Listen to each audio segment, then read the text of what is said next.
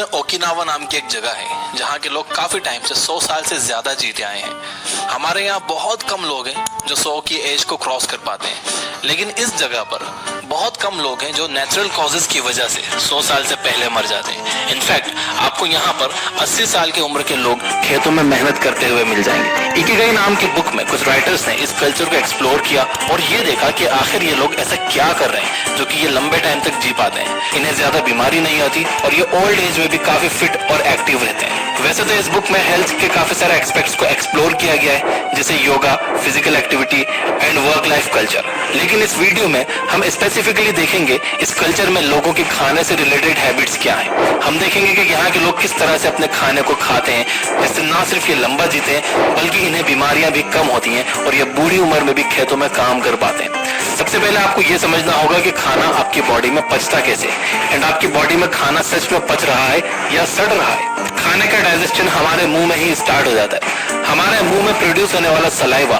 खाने में present starch को ब्रेक करता है। तो अगर आप स्टार्च बेस्ड डाइट जैसे फ्रूट्स या आलू खा रहे हो तो उसका एक मेजर पोर्शन आपके मुंह में ही डाइजेस्ट हो जाता है। जब आप अच्छे से खाने को चबाकर निगलते हो तो खाना आपके इसोफेगस से होकर आपके पेट में जाता है। एक बार खाना आपके पेट में पहुंच गया तो आपका पेट 3 एंजाइम रिलीज करता है, हाइड्रोक्लोरिक एसिड, म्यूकस और पेप्सिन। पेप्सिन आपके खाने में प्रेजेंट प्रोटीन को डाइजेस्ट करने में हेल्प करता है, लेकिन पेप्सिन को काम करने के लिए एक एसिडिक मीडियम की जरूरत होती है और ये acidic medium hydrochloric acid provide करता है। अब क्योंकि हाइड्रोक्लोरिक एसिड एक बहुत ही स्ट्रॉन्ग एसिड है जो आपके पेट को काट सकता है, इसलिए आपके पेट में म्यूकस भी रिलीज होता है जो आपके पेट के इनर वॉल्स को चारों तरफ से घेर लेता है और उसे प्रोटेक्ट करता है। अगर आपके पेट में म्यूकस कम हो जाए या हाइड्रोक्लोरिक एसिड बढ़ जाए तो ये एसिड हमारे पेट के इनर वॉल्स को नुकसान पहुंचाने लगता है और हमारे पेट में छाले पड़ जाते हैं जिन्हें अल्सर भी कहा जाता है। जब पेट में ये तीनों एंजाइम्स आ जाते हैं तो पेट एक चर्निंग एक्टिविटी करने लगता है, वो श्रिंक करता है और फिर एक्सपांड करता है। इससे पेट के एंजाइम्स खाने में हर तरफ से मिल जाते हैं और खाना अच्छे से डाइजेस्ट हो जाता है। अब यहाँ पर समझने वाली बात यह है कि अगर आप पूरा पेट भरकर खाना खा लेते हो तो उसे चर्निंग एक्टिविटी करने की जगह ही नहीं मिलती और वो खाना ज्यादा टाइम तक आपके पेट में पड़ा हुआ सड़ता है। इसलिए कहते हैं कि कभी भी पूरा पेट भरकर नहीं खाना चाहिए, पेट हमेशा थोड़ा खाली रखना चाहिए ताकि वो खाना मूव कर सके।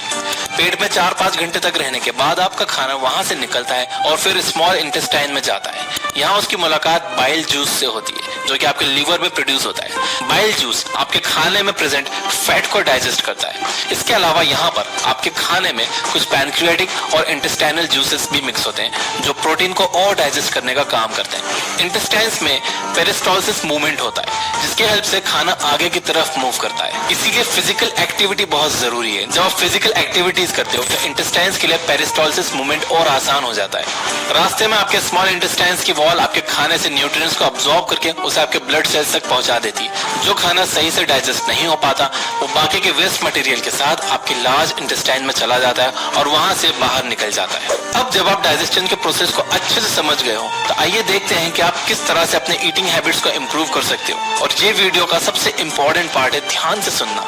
Number 1, chew your food well. जैसा कि हमने देखा कि आपके खाने का डाइजेशन मुंह से ही स्टार्ट हो जाता है। अगर आप खाने को अच्छे से चबाओगे नहीं तो आपके खाने में प्रेजेंट स्टार्च का डाइजेशन अच्छे से नहीं हो पाएगा। इसके अलावा हमने देखा कि आपका पेट एक चर्निंग एक्टिविटी करता है जिससे पेट के सारे एंजाइम्स फूड में अच्छे से मिक्स हो जाते हैं। इमेजिन करो कि आपने अपने खाने को अच्छे से नहीं चबाया और आपके पेट में कुछ सॉलिड फूड पार्टिकल्स चले गए। ऐसे में वो एंजाइम्स आपके खाने में अच्छे से मिक्स नहीं हो पाएंगे और वो सॉलिड फूड अच्छे से डाइजेस्ट नहीं होगा। इसके साथ ही वो आपके स्मॉल इंटेस्टाइन में भी अच्छे से अब्सॉर्ब नहीं होगा, यानी आपको उस खाने में मौजूद जो न्यूट्रिएंट्स मिलना चाहिए थे वो मिलेंगे ही नहीं। तो आपका उसे खाने या ना खाने का कोई फायदा ही नहीं हुआ। इसलिए अपने खाने को हमेशा अच्छे से चबाकर खाइए। ओकिनावा आइलैंड के लोग 1 घंटे तक बैठकर खाना खाते हैं। आयुर्वेद के अकॉर्डिंग आपको अपने खाने को कम से कम 32 बार अच्छे से चबाना चाहिए ताकि सारे सॉलिड पार्टिकल्स ब्रेक हो जाए और उसमें सलाइवा अच्छे से मिक्स हो जाए। यानी एक तरह से आपको अपना खाना खाना नहीं चाहिए बल्कि पीना चाहिए। आपको अपना खाना इतना चबाना चाहिए कि वो आपके मुंह में ही एक लिक्विड बन जाए। नंबर 2, डोंट ओवर ईट। हमें लगता है कि ज्यादा खाने से हमारे अंदर ज्यादा एनर्जी रहेगी और हम हेल्दी रहेंगे, लेकिन ऐसा नहीं। इकिगाई में कहा गया है कि आपको अपना खाना सिर्फ 80% कैपेसिटी तक खाना चाहिए। हमने देखा कि आपके पेट में एक चर्निंग एक्टिविटी होती है जिससे आपके पेट में मौजूद एंजाइम्स आपके खाने में मिक्स हो जाते हैं। इमेजिन कीजिए कि आपका पेट पूरी तरह से खाने से भरा हुआ है और उसमें बिल्कुल स्पेस नहीं है। ऐसे में आपके पेट को चर्न करने में प्रॉब्लम होगी, उसमें एंजाइम्स अच्छे से मिक्स नहीं हो पाएंगे एंड आपका खाना पचेगा नहीं बल्कि सड़ेगा। एंड जब खाना सड़ता है तो हमें एसिडिटी होती है, मुंह से बदबू आने लगती है, इसलिए आप कभी भी पूरा पेट भरकर मत खाओ। Number 3, don't drink water after eating food. अगर आपने बचपन में रसना पिया है तो आपको पता होगा कि उसमें एक लिमिट तक पानी डालते हैं। अगर आप उसमें बहुत ज्यादा पानी डाल दोगे उसका टेस्ट फीका हो जाएगा। पानी हर चीज को डाइल्यूट कर देता है और उसे कम इफेक्टिव बना देता है। दूध में पानी मिलने से वो पतला हो जाता है और एसिड में पानी मिलने से वो कम इफेक्टिव हो जाता है। जैसा कि हमने देखा कि हमारे पेट में काफी सारे एंजाइम्स रिलीज होते हैं, तो जब हम खाने के ठीक बाद पानी पी लेते हैं तो हमारे ये सारे एंजाइम्स डाइल्यूट हो जाते हैं, उनका असर कम हो जाता है, जिससे हमारा खाना सही से डाइजेस्ट ही नहीं होता। आयुर्वेद में बताया गया है कि खाने के बाद हमारे पेट में जठर अग्नि जलती, जिससे खाना पचता है। अब अगर आप पानी पी लोगे तो वो अग्नि तो बुझ जाएगी, फिर खाना पचेगा नहीं, सड़ेगा। इसलिए खाने से कम आधे घंटे बाद तक आप पानी मत पीजिए।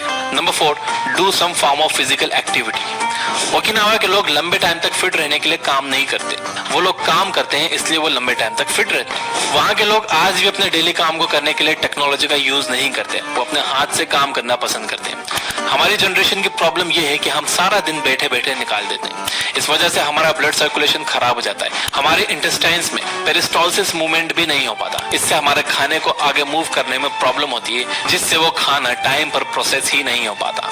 इसलिए जरूरी है कि आप दिन भर में थोड़ा फिजिकल एक्टिव रहने की कोशिश करो। लिफ्ट की जगह स्टेयर्स यूज करो, मार्केट पैदल या साइकिल से चले जाओ, या फिर अपनी गाड़ी थोड़ी दूर पार्क कर दो ताकि आप मार्केट पैदल चलकर जा सको।